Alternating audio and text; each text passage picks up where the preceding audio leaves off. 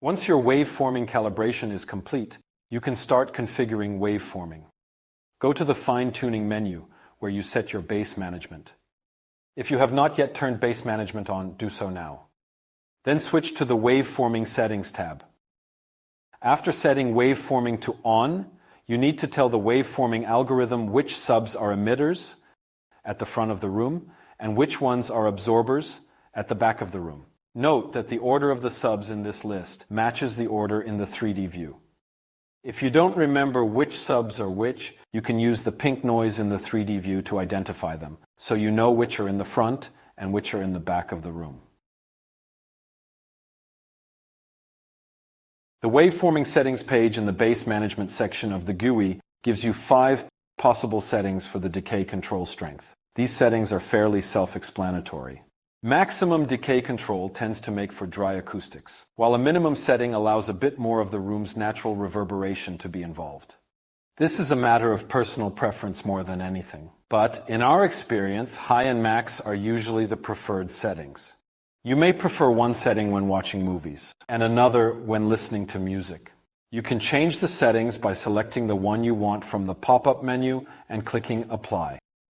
The optimizer will then recalculate what is required to implement your selection. You can then experiment with different combinations of settings by making copies of the first presets. We suggest saving copies of these modified first waveforming presets and naming them accordingly, something like WF high or WF low. Saving the results into different presets allows you to compare the results quickly and easily, so you can decide what works best for you.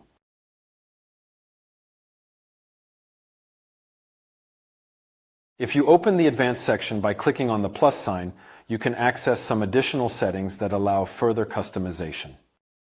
Some of the dynamic behavior of the filters in waveforming can be complex and quite strong. The waveforming limiter can reduce how aggressive those filters are, avoiding overcorrection. Higher settings will keep things simpler. And remember that more complex isn't always better. Pressurization mode takes advantage of the fact that there are no standing waves in the room below a certain frequency determined by the room's longest dimension. Below this frequency, subs can only pressurize the room, giving you that all-body, tactile bass liver shiver experience that people love. Waveforming systems often have more subs than most, and pressurization mode takes advantage of this fact as it changes the behavior of the rear subs below that lowest frequency standing wave. Since we do not need to absorb energy to eliminate standing waves at these lowest frequencies, we can use those subs to help the front subwoofers pressurize the room. In a solidly built and sealed room, this can provide an extra 10 dB of output in the infrasonic region. If your subs are up for the challenge, it can be a lot of fun. The pressurization mode frequency is the frequency below which this behavior changes. We populate it with a reasonable and conservative value based on the front to rear wall distance value above, but you can experiment with different values if you wish. Remember that you will have to apply the changes first before you can experience their effect. Finally, correction regulation allows waveforming to focus on the most significant part of the signal. Depending on the room and the system, it may improve the measured performance and/or the headroom of the system. If you forget any of this, remember that we have a contextual help system. It's like having the appropriate section of the owner's manual available right on each page. You can access it by clicking the little blue info button on the right side of the screen. It will then expand to give you a quick explanation of the features found on that page. You should open up the excursion curve to allow these strong filters below 200 Hz. To achieve this, go to the Gears menu, Main tab of Optimizer Settings, Sub-tab Settings, and finally the Sub-tab of Excursion Curve.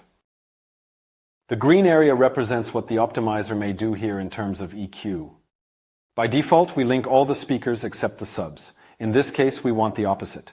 The Link All But Subs button is a toggle, so click it to unlink the main speakers. Then use the next button at the bottom to move through the main speakers to the subs at the end of the list. Link them together using the Link button to apply the next step to all subs. Then click the Add Point Mode button and add a couple of control points at or around 200 Hz on the upper limit, the border between the green and red areas. Choosing exact frequencies doesn't matter here, since you can move these points around in the next step. Then return to the Move Point mode by clicking that button and move the points to open up the excursion curve to +20 dB below about 200 Hz. This doesn't mean the system will do so. It just gives permission for it to do so if required.